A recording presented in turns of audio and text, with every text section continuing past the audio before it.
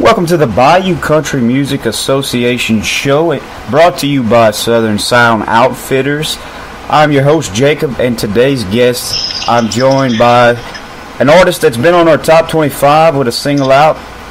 He took some time today to join us and talk about that, and talk about his background, talk about some up-and-coming music he's got. Mr. Blane Rudd. How's it going, Blane? Good, man. How are you? It's kind of early, though. Yeah, man. I got my coffee. Hopefully it kicks in, we get this interview going. But so, brother, we'll kick it off and give a little background. I normally do. Where are you originally from? From the Opelika, Alabama, Auburn, Alabama area. Alabama. Yeah, so East Alabama, over toward the Georgia line. I got a lot of talented musicians coming out of there, man. It's good to see. I know we do a lot of stuff with the Texas scene and up around there, but there's also a lot of talent on that eastern side of, with Alabama, Georgia, and all that. So I was excited when you reached out to us, man. And so what was the background of growing up in Alabama? Obviously, what age did you start having an interest in music and saying, I want to sing, I want to play, I want to be an artist? Yeah, well, my mom's side of the family, her mom has 10 brothers and sisters, and all of them play an instrument or sing. So, growing up around them and watching them play in church, it sparked an interest. And then my best friend at the time, growing up, started playing guitar when he was about 11 years old. And he kind of got me a little more interested in it also. So I guess when I was about 12 or 13, I started playing, playing around with him, and my granny taught me some stuff. I guess the singing really didn't come along until about 16 or 17, kind of just playing with it, trying to find myself vocally. Sometimes I still feel like I hadn't found myself vocally, but just been doing it ever since, playing in bars since I was 18, so coming on 10 years of playing the bar scene. What was your musical influence that you growing up, listening to music, whether it was a country, rock and roll, gospel, anything like that, the artist that you listened to that kind of made you want to mold your craft around that? Well, I don't know. My dad sings a little bit too, and he's always really enjoyed music, and I can just remember riding around with him. We were running dogs, hunting, or just whatever. Cruising around the road beside the house. He always had some music going, but I think, and I've always loved music, but I think when I was about 14 or 15, he had this Merle Haggard Greatest Hits album, and he got in the kick where he played it over and over and over again, I feel like. And I fell in love kind of with the way, those songs were written and how they played out and how they were so deep and affectionate. The really distinct guitar riffs and all Merle stuff. I mean, it's just, yeah, I don't know. I definitely agree.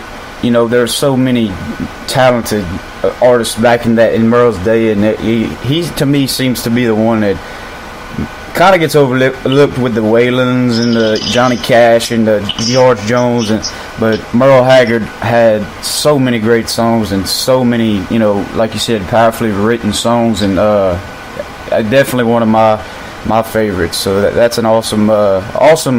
I get a lot of people say, it's George. They pick the easy answer, but I like that one. I like that. Mm-hmm. Yeah, there's a long list of people that have inspired me, as far as music goes, and I just that album to me really stands out. That Greatest Hits album. I mean, I bet we played it over and over and over again, and to be that young and fall in love with that kind of music, was a little different. So yeah, and you mentioned how your father was singing music, and he was into music. Your family was into music. What age was it around that same age, 14, 15, 16, that you started to try to write some music on your own? I think I probably wrote my first song when I was 17, 16 or 17 for, a little girlfriend that I had back then.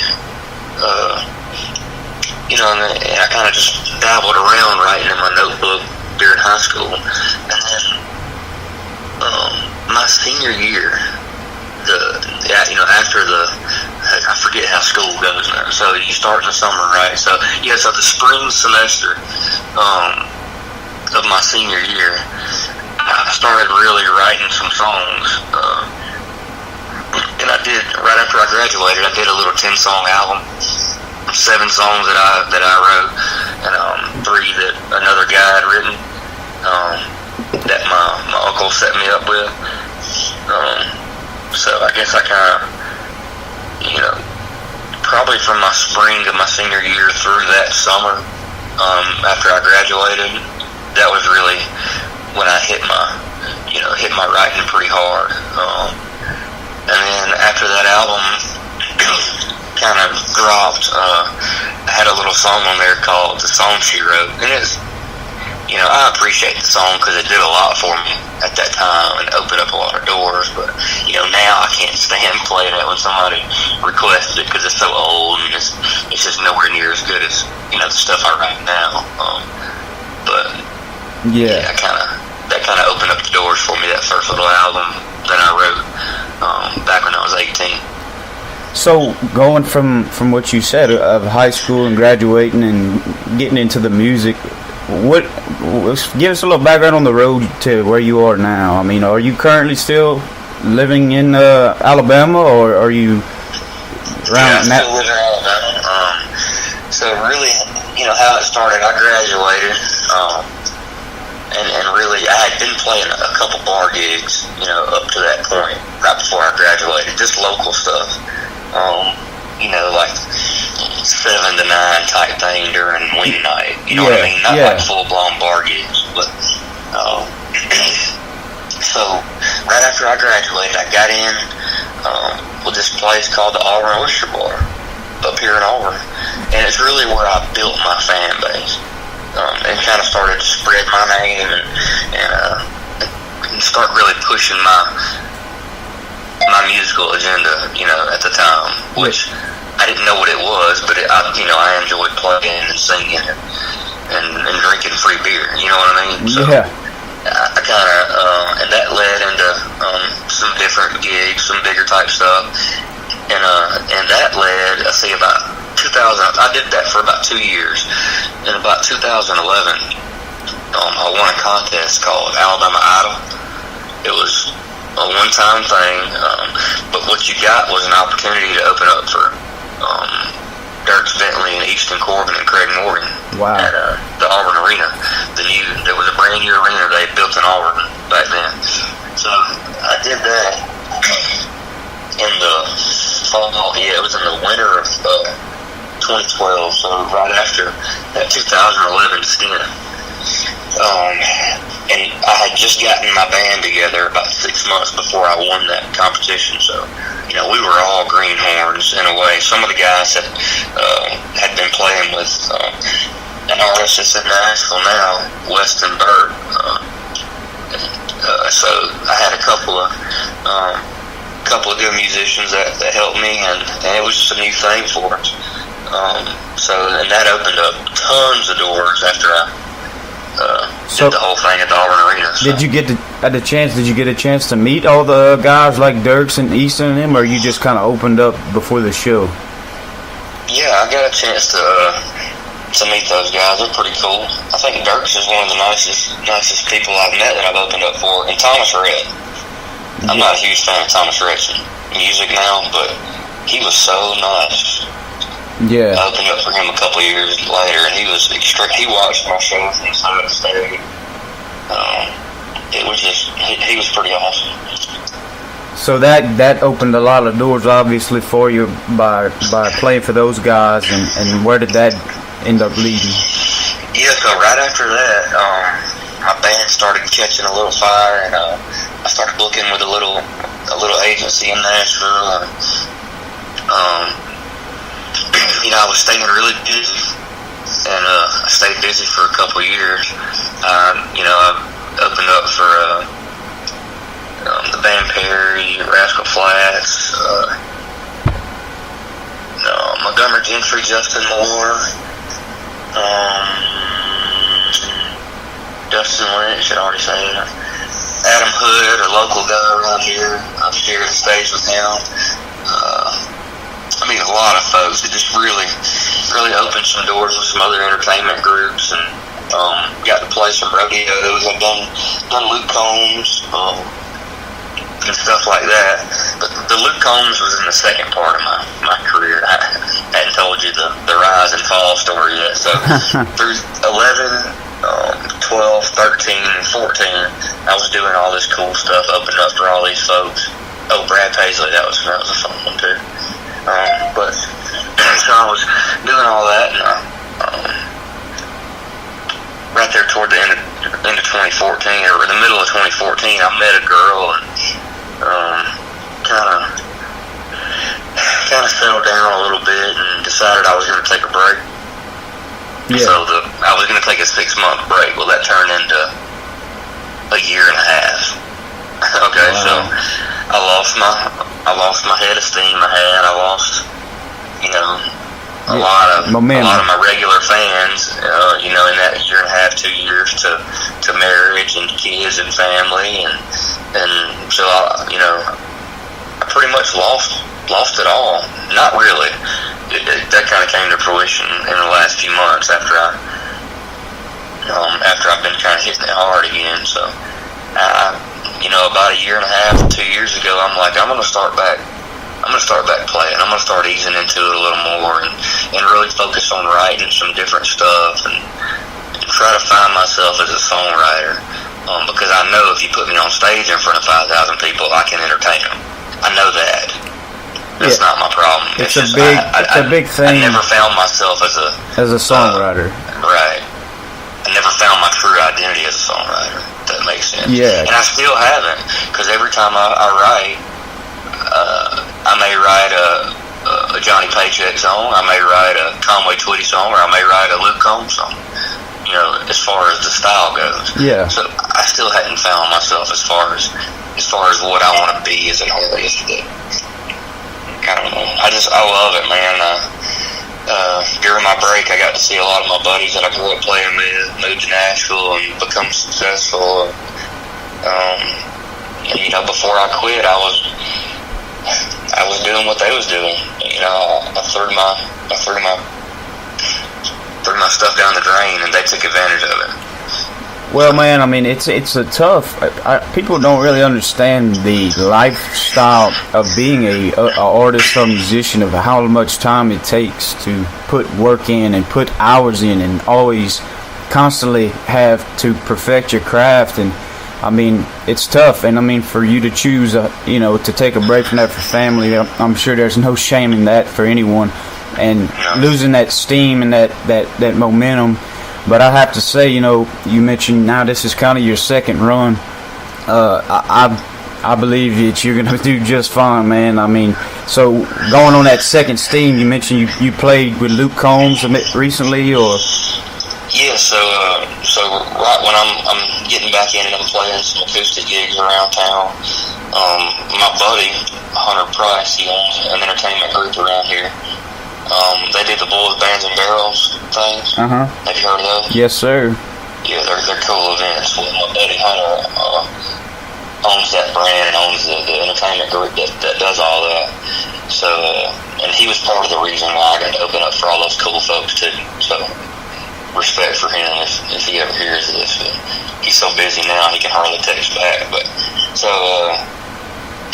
Hunter needed a spot filled for that show in Montgomery, and I threw a band together with a couple of my buddies that live in Nashville now, and it was the funnest show I've ever played. It was right in the middle of Hurricane. It was like the week that Hurricane went number one, and the crowd. Oh my God, it was so electric. even when they was listening to me, they was electric because I was playing them. I played a few originals, but I was there to get them warmed up. Yeah. I wasn't there to try to play on my record. I was there to get them warmed up. So man, I think I played a couple of those sing-along songs, but I think I played "Great Day to Be Alive" at one point during the set, and you know how the song comes in like straight acoustic. Yeah. I mean, I kicked it off, and I bet you all 5,000 people were singing that song back to me, and you could feel it in your chest. Yeah. And, after that night, I was like, I just entertained. I had a bunch of people in the crowd that were my fans, but I just entertained, I'm going to say 4,000 or 4,500 people that didn't even know who the hell I was. Yeah. But I feel like I melted their whole face off. And maybe I didn't. Maybe it's just me feeling that way because I'm confident. But I was like, I need to give this a little shot. I'll keep working my job. I'll keep raising my family. I'll try to stay level-headed, but I want to try to just give it one more shot. So started back. I had been writing. I had been writing again for about a year prior to that. So I had a pretty good new catalog built up as far as music goes. And I kind of just took that and I've been using that as my momentum ever since then. So. And now it's back up to where I could literally play 3 days a week again if I wanted to. Yeah, man, that's a very compelling story for the Second Coming. Because man, I know I got a chance to go watch a Luke Combs show earlier in the year in February, and he played a small. This is probably around the time when. That's whenever he had his "Don't Tempt Me with a Good Time" tour, and he actually come back and did a second leg of that because it was so successful, and he played at a smaller venue in Shreveport, and he brought open for him was Drew Parker and Ashley McBride, and I mean, I love Drew Parker. Man, I when we went and watched them, and it was to see all of those people, all of them, all three artists play in that smaller venue. I was like, man, this will never. We all know Luke's just broke out completely, and I mean Ashley McBride is on the verge of that, and Drew Parker's a great guy, and I got to actually see him and talk with him. He was outside when we were walking out by the merchandise booth, and I recognized him and talked with him, and he's got, the level is going to go shoot up, but to see all those three people, it's like, you have those venues and concerts where it's something special that it's not going to happen again. And that electricity that you mentioned, and so that electricity ultimately fueled you to say, look, I need to get back into this and make this, something real this time. Yeah, like I told you, I had been writing again and been playing again for about a year up until that show in August last year. But I hadn't really decided at that point if I wanted to really just hit it hard, you know what I mean? But after that show and after feeling the way that made me feel, I was like, you know what? Why not just give it some kind of half-ass shot anyway? And I can't. I've got a good job and I've got a wife and kids, so I can't really give it a full-blown move to Nashville type shot, but social media now, and look, I took social media for granted my whole first part of my career. That's why if you really look into me, you may not have seen that I was pretty successful a few years ago, because I took social media advantage. I took it for granted. Yeah. I didn't use it, I didn't post a lot, I didn't care to, because I was having 400 or 500 people at my shows. Yeah, it's amazing, that were my man. Friends that had been watching me for years. It's amazing what social media can do and the careers that it's shot out because of I look at it as a free promotion, I guess you could say, but this artists getting discovered nowadays it's off of YouTube or off of social media posts of other people or just sprouting that, and that's something definitely that's changed the whole game of music in general and promoting and stuff. So yeah, definitely that is a big thing nowadays. But man, I came across I'm gonna mention that. I mean, your song "Fake ID" and you. The story behind where I came across it was on social media, on Spotify, which I look at as a social media thing because it's, you know, you follow artists and you get. I don't recall what playlist I was on. It might have been like the little radar playlist that they kind of make for you, but your song came on and I seen "Fake ID" and you, and I was like, well, first of all, the title itself caught me, and then when I listened to it, I was like, man, this is just, who's this guy? Like, this is a great song. So I started asking around and put it up there, and man, it has not lost steam on our top 25 list, and it's a great song and a great, just, you can relate to it. It reminds me almost of, like you said, that senior year, or that when you have a love or something, all you need is that moment of just, you know, you got that someone and you just want to go out there and just, all I need is you and Fake IDs, it's a beer, and go. It's you can relate to it, man, and I think that's what makes songs nowadays so great and so popular is that the fan base can say, hey, I can live this, you know. So did you have? Let's go into the story of that song. Mm-hmm. So I wrote the hook for that song in February of this year, and I wrote it. I think I was actually just scrolling through. Sometimes I get bored and I just, you know, get on YouTube and listen to covers and watch stuff. And Charlie Muncaster and Gary and Muscadine Bloodline. Charlie was my buddy. He came up in the Auburn music scene too. I was listening to something on their profile or something they had shared, and it was one of their songs called "Wasn't Nothing Much to Do." Yeah. And man, it gave me chill bumps, and I was like, you know, I've written tons of songs about my hometown or about, you know, that kind of cliche type stuff.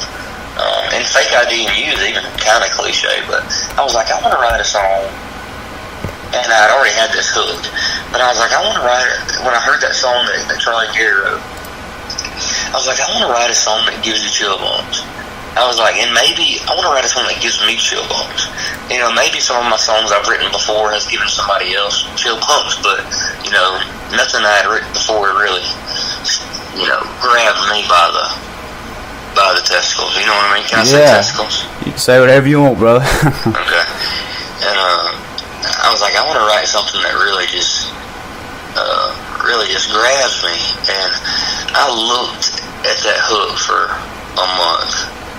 I mean, I could not figure out what I wanted to do with it, but I know I wanted it to be, you know, something that everybody could relate to, but try to make it as professional as possible, and write a medley.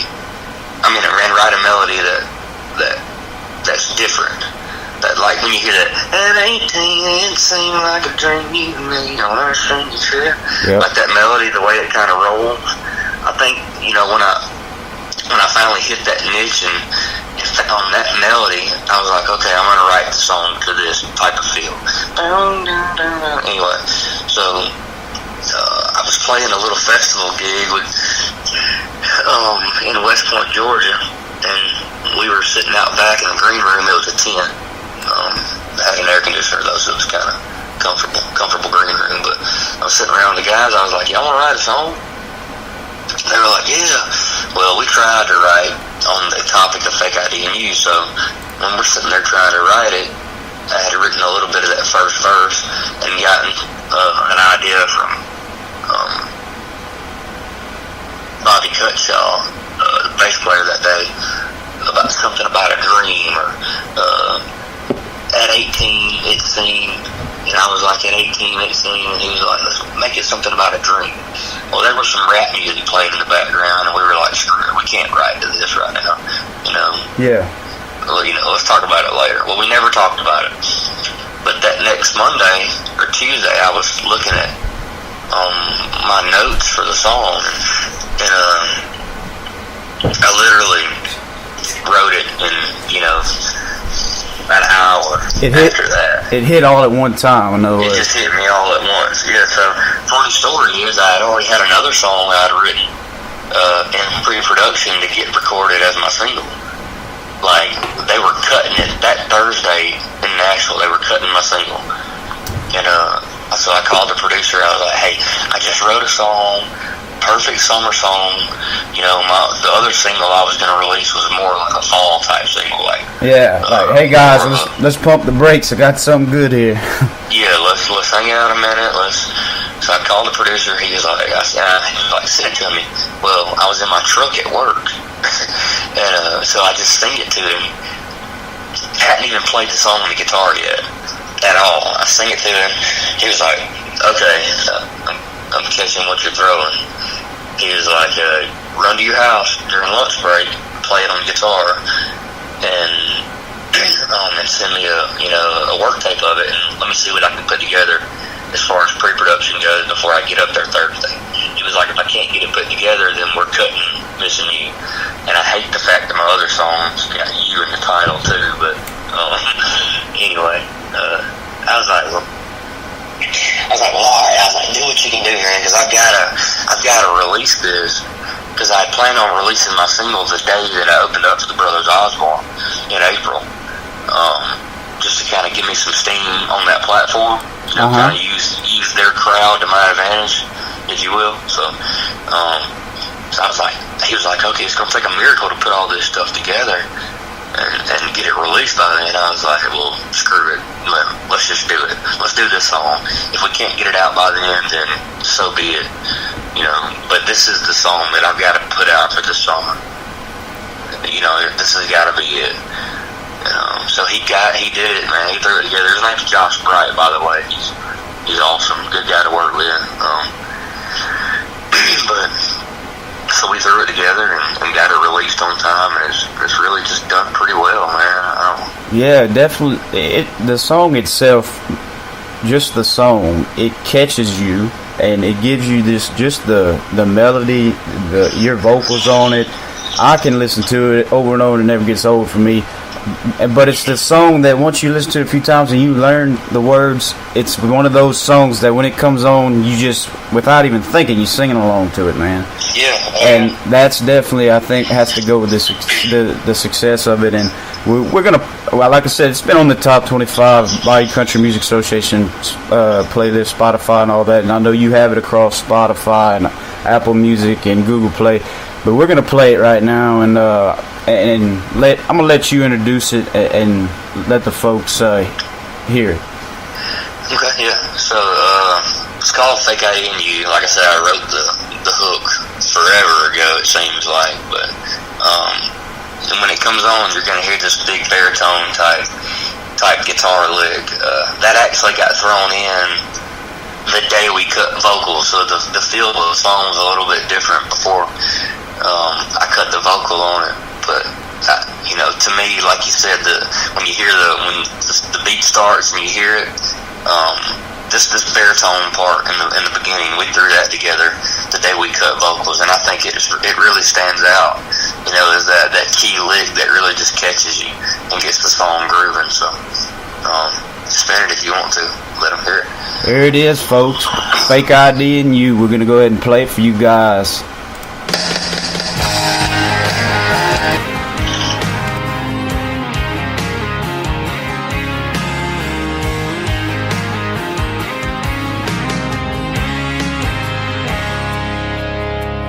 We left town on a whim and a tank of gas.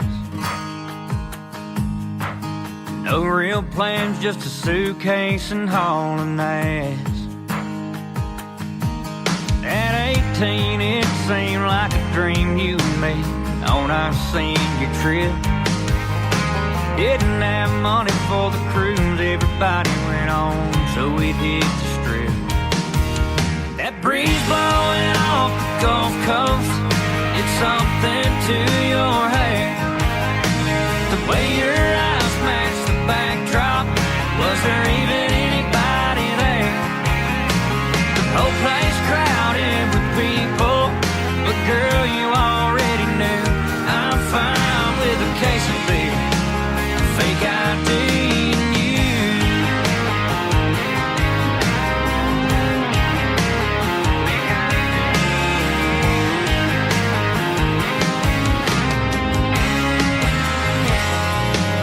Had to be 25 for a condo, 18 put you over the bridge.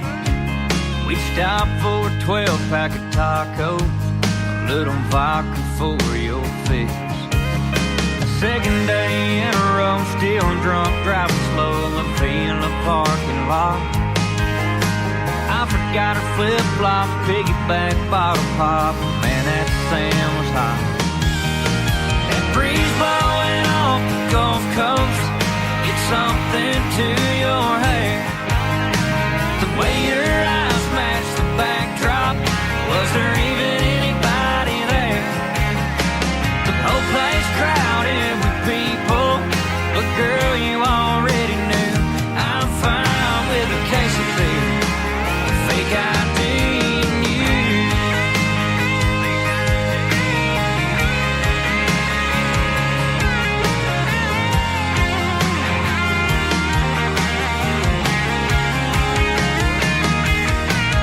Short days and long nights, every church playlist and bar fights. I don't regret missing that trip to Cancun. That breeze blowing off the Gulf Coast, it's something to your hair. The way your eyes match the backdrop, was there even anybody there? The whole place crowded with people, but girl, you already knew I'm fine with a case of beer and tie-dye tea. 3 days of sunsets over the beach, a case of beer, a fake ID and you.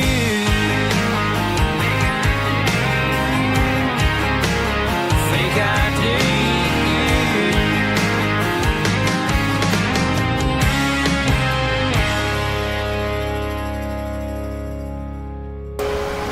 And there it is, everybody. Fake ID and You, perfect summertime song. If that one don't get stuck in your head, I don't know what will. Today's guest, we got none other than the artist behind it, Mr. Blane Rudd, and he's been talking to us about his upbringing and his musical career. And we were talking about the story of Fake ID and You, and we played it for you guys. And now I'm gonna ask him, Blane, What kind of music? You mentioned you had cut a single before this one, and you did actually, it kind of bumped it. But what kind of music you got in the works right now? Yeah, so the next one we're going to release is a song that I wrote with my little brother. It's called Working on Me.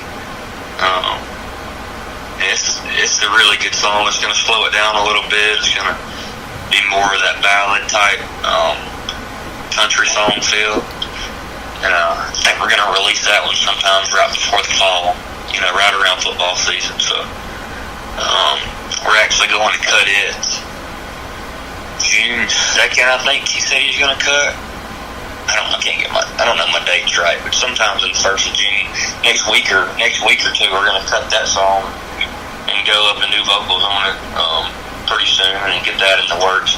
We're going to take it easy with that one, though. We're going to make sure it's right. We're going to spend some time on it instead of pushing it so fast like we did Fake ID and You. Kind of try to fill it up and make it a big country ballad and see what that does. Let people see the other side of my songwriting. But and speaking of songwriting, too, and I failed to mention earlier, my little brother really sparked an interest in a different type of songwriting for me, and I feed off him and he feeds off me, and so we've written some good stuff together too, along with me. I'm telling you, in the last probably 3 months, I've written 5 or 6 songs that I would want everybody to hear on a record. I've been in a pretty good little spot co-writing with other folks or writing with my brother. Dude, I told you about earlier, I've been writing a little bit with a guy named Corey Rhodes. He's from Kentucky, but he lives up here in Alabama now. He's a hell of a songwriter, and playing with him, my buddy Caleb King. Caleb's got a single coming out soon, and another buddy named John Boy Story. Been writing with him a pretty good bit. He's got a single coming out extremely soon that I kind of co-wrote on a little bit with him. It's called Ultimate Sin. It's it's a pretty cool song. It's just, man, it's just, around here, a lot of us have that same idea. We're trying to write the best song we can write. Whether I bring in 2 verses and a chorus to somebody, and then they've got some idea for a hook, for a bridge or something to bring it home. We don't mind helping each other out, man. It's all about the music. Right. We're not big time, so we're not looking. It's not looking like we're going to sell 1 million records anytime soon. But if we work together and we've got a good song or a good hook, and we want to co-write amongst each other and play it amongst our own fans just here in East Alabama and Georgia, and we don't mind doing that. So every little bit, every time our name's mentioned in some other platform or some other person, it helps our agenda now. So yeah, definitely. And man, I have friends and buddies that songwrite in Nashville, man, and they do the same. Even at that level they're on, it's always these songwriters get together and it just pops off, and and so I love the song. I'm a huge music fan, but the songwriting really gets me in the lyrics and learning that. And one of my friends that I mentioned about it was Dawson Edwards. He's from Georgia, Rome, Georgia, and he signed with BMG Nashville as a writer this past year. And man, he's got some songs. Job Fortner's song "Stereotype." Him and another buddy of mine they just kind of wrote it out of the box, and just the stories that he tells me about how they just kind of all help each other out. That's what it's all about, man. Yeah, well, everybody's trying to make $1, and it's everybody wants to write with whoever's hot at that point, and everybody wants to write with their buddies and up there, and everybody's looking for a cut. It's so hard to make money off a song nowadays. You gotta have 100 million streams to make any damn money. But yeah, it is, and it's amazing how songs can come to life even years later, and when it comes to whole streaming and stuff like that. And but good example, Steve Mogler, Suitcase. Yep. That was a great song. He released it like the end of 2014 for the first time as a single, and now it's picking up steam again, and all these college kids are loving it. I see Instagram stories of people singing Suitcase, and I'm like, man, I've known all the words to that for 3 years. Yeah, and another song that was on our list is a buddy of mine, James Dupre, who's actually from the same hometown as me, released this album 2 years ago called Stone to Death, and my favorite song on it was Hurtin' Good, and he just released it as a single, and now it's climbing up Music Road charts 2 years later, but it's just the journey it's taking. It's crazy. Well, it's all about building fans, like we talked about Muscadine Bloodline earlier. A little, or maybe I just mentioned Charlie's name, but yeah, you had mentioned Charlie, and they have a rabid fan base. Yeah, they do. I would describe them as an underground. Underground is in the sense of their fan base knows them better than anybody, and they should be in the top list of artists in music in the country music scene, but they're kind of not because of that. But now with their success and that fan base, I think that's going to make them jump even more. Well, they will be, I would assume anyway, eventually, because they mix so good together. They're extremely talented. But and like we mentioned earlier about social media and stuff. Sometimes you don't need a record deal to. No. Look at Cody Johnson. Yeah, no. He sold out a 75,000 seat arena. At the Houston Rodeo. Yep. And he didn't have a record deal. Nope. But it's all about if you got those rabid fans like he's got and Muscadine had. Building the fan base, man. And you interact with them through social media. Charlie and Gary are the kings of social media interaction. Yeah. And I think that really fuels their fans' fire. And much respect for them. Yeah, and I think the social media aspect of now, with the more personal social media, like Snapchats and your, Twitters and stuff like that, where it's not so much controlled by an artist's management or somebody. It's actually them interacting on a video chat or on a post.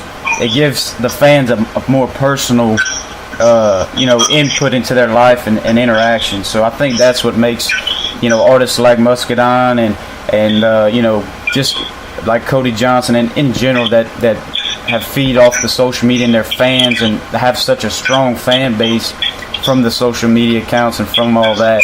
And you're right, man. You don't need it. I mean, that's what Bayou Country Music is all about, man. We support independent artists and try to get them out there. But really, I mean, you don't need a big record deal to have. You need your fans, And if you can sell out arenas like that, it's pretty it's pretty a testament to what we were talking about. Yeah, there's a way to make money in the music industry without being on big machine labels. Yep. Yep, totally, man. And that's I guess the whole motive behind what we're doing is trying to get artists out there to the public, not so much to these record big names, but it's exactly what you said, of getting people out there to our listeners and our fans and people that can say, hey, I heard this person, and gain a fan base and a repertoire, not so much as, a Nashville label coming along. So it's definitely what we're out to do. But you think now, even now, tons of really great artists get overlooked for their careers' entirety and never really take off. And even with having all this social media and stuff, could you imagine 40s, 50s, 60s, 70s, where there were just as many good musicians then as there are now? Yeah, but that didn't have that. Right, but how many of those great musicians were born and dead and nobody ever even heard of them because because they played at a saloon, with an acoustic guitar for tips and yep. And a few beers, for. Yep, it's true. It's very true. It's very true. How many times did war or Vietnam or something take a 19-year-old boy's life that was a hell of a songwriter and guitar player, and that we don't know about? Yep. So I think with the way the country is today and the way things are, sure the place was in shambles. As far as what this country could be, but we still gotta be thankful for what we have. And I definitely agree, man, and be thankful and all these younger artists and that get success from that can take a note of what Blane just said and see the abilities that you have now in this day and age of getting known is just a very, very big thing to be thankful for and respect compared to back in the day when there was just as not, if not more, talented people that just didn't get seen because there was no outlet or no broadcasting that seen these guys. And and you mentioned, I'll even go into it, imagine the artists that were taking their lives short just by tragedies. And I'm a big believer in this statement that George Jones has probably got a billion songs that he's on top of the top when it comes to country music in the past. But I always think of, what if Keith Whitley would have still been alive today? I believe that would have been a whole nother discussion, because that was another amazing, talented musician that was taken too soon. And imagine the songs that he had that didn't get released. And so yeah, it's a blessing every day we wake up, man, and these artists that are taking off and get some steam going. I guess you kind of gotta, when you got all that going, you've lived it, obviously, by saying, taking a break from it and losing that steam. You kind of take it for granted when you're in it because you don't realize, but it's definitely something to be thankful for. I took it for granted for sure. I got way too caught up in the drinking and the women and Well, I gotta say, man, the second come around, just the story you've told, of finding yourself with songwriting, and obviously you're the entertainer, you got that down, and the songwriting is evolving, and I think it's gonna. You have a career that is nowhere near dead coming back. It's gonna be way better now, and who knows? 10 years from now, you might be able to look back and say, I'm glad that happened, because it kind of made me into the better all-around artist that I am. Right. But yeah, man. So let's take a little break from that and talk just about yourself. What hobbies do you like to do outside of music? Oh man, I'm a jack of a lot of trades, to be honest with you, Jacob. Love to cook. That's probably one of my most favorite things to do. That's why I'm up so early this morning. I got a pork butt on the smoker, and I'm gonna do some ribs today and some. Man, what time's it gonna be done? I might have to come down there. You could probably make it up here in time. It takes a while. It's low and slow around here. Well, that's awesome. Yeah, I like that, and I play a little softball and some golf, and obviously my guitar. I like playing the guitar. Like to lift weights. So what is you listen to music all the time? I don't know if you listen on your phone or whatever. What as of right now, what's the last 3 songs you've listened to on your phone, on iPad, whatever it is that you listen? Cassie Ashton, Taxidermy, badass song. I'm a big Tyler Childers guy right now, so I've had that Tyler Childers record on, that new one, on replay. The Purgatory album. Feathered Engines by him, the great song. Bandit Clothes, Honky Tonk Fire. And I've got a playlist on my Apple Music. I just got it named Young Guns. Man, these guys on here, Randall King, Eric Dillon. My God, I love Eric Dillon. Yeah, he's just released that new album, and that's it's amazing the amount of just music that is shooting right now. Holy shit! He's one of those guys that if it wasn't for social media, I wouldn't even know about it. Yep. I love him to death. I love his songwriting.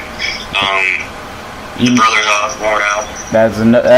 I'm not a big mainstream guy promoting, but that mainstream albums, I'd have to say that their album is without a doubt. Just the whole thing is amazing. No doubt. I love it. I listen to it from start to finish at least once a week. Definitely. And then you mentioned Randall King. Dude, I'm a huge Randall King fan, man. That whole album that he has, to me, I play it and it's like I'm waking up in the 90s listening, riding that. Just every song has that 90s country, that almost Alan Jackson, George Strait, Tracy Lawrence, Joe Diffie feel, and it's like so refreshing, man. And he's actually gonna be playing locally around here in a few months, and might even have an interview with him lined up, but I don't want to reveal that. But yeah, just the amount of people and the amount, it's awesome, man. It really is. Yeah, I mean, we mentioned Drew Parker earlier. Another great guy, another great artist. I've been wearing him out, which I've been following him for 4 or 5 years. I know since I was following him during his move to Nashville, but I'm actually opening up for him June 22nd, so that'll be fun.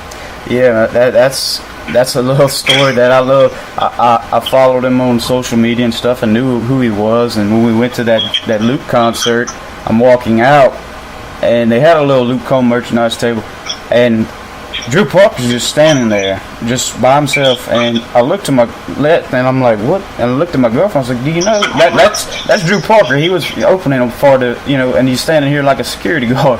So I walked up to him and went to talk to him, and we had a few people in common and mutual people, and then obviously once I walked up there, then people wanted to come take pictures and stuff. But yeah, he's a great guy, man, and got some good stuff. His EP's incredible, and hopefully he's got some new album to come in the future. And you mentioned you're going to be opening for him. That's something I wanted to get into as far as we talked your music, we talked the songs. Let's talk shows. You got some stuff lined up, man? I mean, obviously it's summertime. You got any big things coming? Nothing really huge, but like I said, I can stay as busy as I wanted to. I've got so much going on with family and my real job and all that. But yeah, I've got I'll be at Moe's barbecue in Auburn here next week. Play in Columbus, Georgia the following weekend. I'll be working that next weekend. Then I've got Drew Parker June 22nd. Private party the 23rd. Do you post all this to your social medias and all that for people to keep up with, or? Yeah, so like I told you, I don't do a good job keeping up with all that. Well, man, it's time to learn. You can follow my band page, Blane Rudd. We've actually been in the process of digging my website out of the grave over the weekend, so I'm hoping to have it back up by the end of this week. So definitely when I get the website back up, and it's blanerudd.com, you can type the URL in right now, but it just shows a white page because kind of let it slide. It's a clean slate. It's a clean slate. Kind of let it slide through my fingers during my little break I took, but so just follow the band page or follow me on Instagram, please. Instagram is the key to everything now, obviously, from what I hear, so. And also, I'm gonna say it for you. Go buy the song "Fake ID" and You. Independent artist music. Buy the song. This is what their career's for. I mean, go get it on Spotify. Get it on Apple Music. Whether you have Android, you have an iPhone, you have a Windows, whatever it is. Go purchase this. Go all these artists we've been talking about. I mean, support these guys. These guys live off of this. I mean, they love what they do, but at the end of the day, it's their paycheck. Yeah, I'd hate to. Like I told you, I mentioned earlier, I've got a pretty good job, so I'm not 100% in it for the money. Yeah, but man, it's you deserve it. I mean, it's your song. It's your somebody's gonna get money off of it, and I'd rather it be you. You know what I mean? You're right. Oh yeah, you're right. But I was gonna mention, I don't see how some of these guys survive, man. Yeah, it's definitely a dogfight with people that are 100% that is their living, and that's why I say it, man. I preach it all the time. It's these independent groups that aren't signed, and it just buy the music, man. It's what it is. It's you love it, buy it, get it. Whether you pay monthly for Spotify or Apple Music or whatever it is, that's something I'll preach all the time. And I want to ask, we talked about a lot of artists on this interview. If you could have a dream collaboration, whether it be sitting in a room songwriting or cutting an album or record with any artist, as in mainstream, big time, or just somebody that you might know, friends with, what is one of the dream scenario that you would like to have a collaboration with? And this is an absolute no-brainer. Don't even have to think about it. Eric Church. What is amazing to me, every time I ask this question, it's the same answer, and I am without a doubt a huge Eric Church fan because of his writing and his songs and everything, and it amazes me, dude. It sends chills because every person I ask this to on this show says it, and it makes me happy because it's like, that's the man. Yeah, if we're talking mainstream, he's one of the few I respect fully. Yeah. That just built his complete brand off of not giving a fuck about what nobody thinks. Yep, and I think it was yesterday I seen a thing, maybe it was Whiskey Riff that put a post, it was 18 songs that Eric Church had never released as singles that were better than number ones on the radio charts, and it was like, I loved it because it's so true, and he's without a doubt my ultimate favorite when it comes to songwriter, musician in mainstream, like that. He, like you said, he's just a modern day outlaw, doesn't care what the record people think, and he's gonna write what he wants, and it comes from the heart, and he's inspired a lot of people, so that was the right answer. If this was a game show, you just won. Yeah, I've given Eric Church enough of my money for him to at least give me some backstage passes. Yeah. I've seen him 7 times, and we're going Saturday to see him again, so that'll be 8. So I love him. Who's he with? Who's he got with him right now on tour? Well, he don't have a tour going right now. He don't have one announced anyway. He's doing this festival in Alabama called Rock the South Saturday. I don't know what he's doing as far as his tour goes. But last year, he had Brother Osborne. Yeah. And then he had Luke Combs a few years back. Yeah. And but he hadn't announced the tour for some reason. I don't know what he's doing. I imagine he's just writing about 1,000 great songs, and just we're gonna release it. I imagine he really don't even need to work at all. Nope, probably not. But somebody that such as himself, he can't not write songs and put stuff out, man. I mean, that's just in his blood. Well, in my song, I say Eric Church playlists and bar fights. I think since 06 or 07, I've been just in love with Eric Church. Yep. The first song that made me fall in love was when he had guys like me, and that was I listened to that when I was younger, and then I have every Eric Church album, everything, and that's I could do a whole segment on Eric Church, but yeah, that's a winning answer right there, folks. Eric Church, so, definitely. So let's see here. We talked shows, we talked music, we talked a little bit about the up and coming stuff you got. You said you got a single coming maybe in the fall.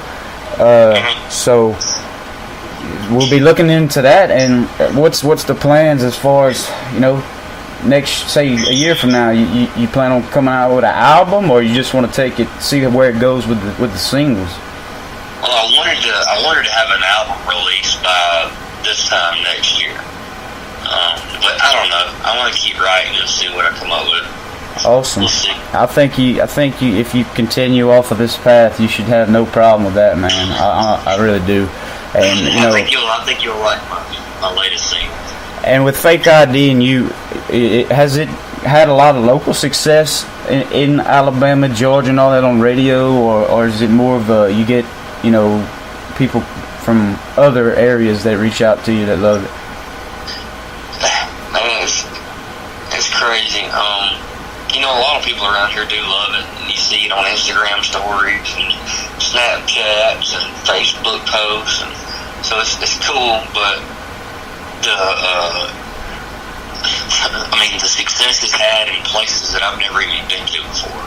Yeah, is what's killing me, and it's largely because of Spotify and social media and yep, and all that. It's just that's awesome, man, and we hope I don't think it's going nowhere as far as on our top 25 for any time soon. We hope to hear the new single come out and feature it on our our website and our page, man. And I had a great time, man, talking with you, brother. It's been a very easy interview for me, and I want to thank you, and I also want to thank our sponsors, of course, and our partners that help us do all this and get these guys out there. And that's Southern Sound Outfitters. Check those guys out. They have some great apparel on their website at www.southernsoundoutfitters.com. They support a lot of great independent artists as well. So if you check out their website, they have featured artists on there, and go give those guys a look at. Also by Cowboys in Scott, Louisiana. Cowboys Nightclub, Western Store, and Arena. They always have some great venues and bands and local music that go through the nightclub. And the Western Store, of course, is packed full of all your needs when it comes to boots, jeans, for men, women, kids, the whole 9 yards. The Arena always featuring some good rodeo type stuff. Also by Swamp Gear, Roto Molded Ice Chest.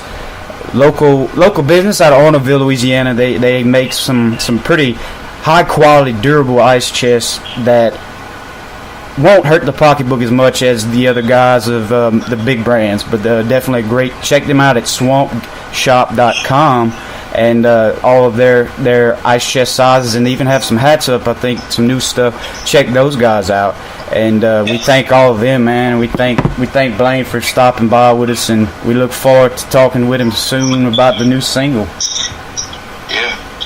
And Blane, if there's any kind of shout outs or anything you want to say to the people before we ride out, I'll let you do so. Yeah, shout out to my little brother for getting me back into songwriting. I hope he can pull himself out of his rut. He knows what I'm talking about.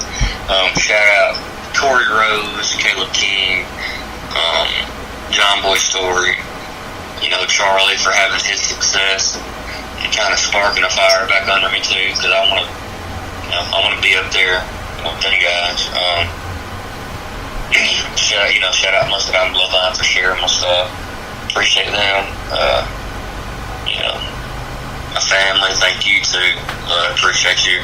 And BlaneRudd.com, it'll be up by Friday. Go to Facebook, follow me on there. For sure, go to Instagram and give me a follow. Just search Blane Rudd, you'll see it. Awesome, man. Well, we thank you for stopping by with us and talking about the song and reaching out, man. So we definitely hope for big things for you, man.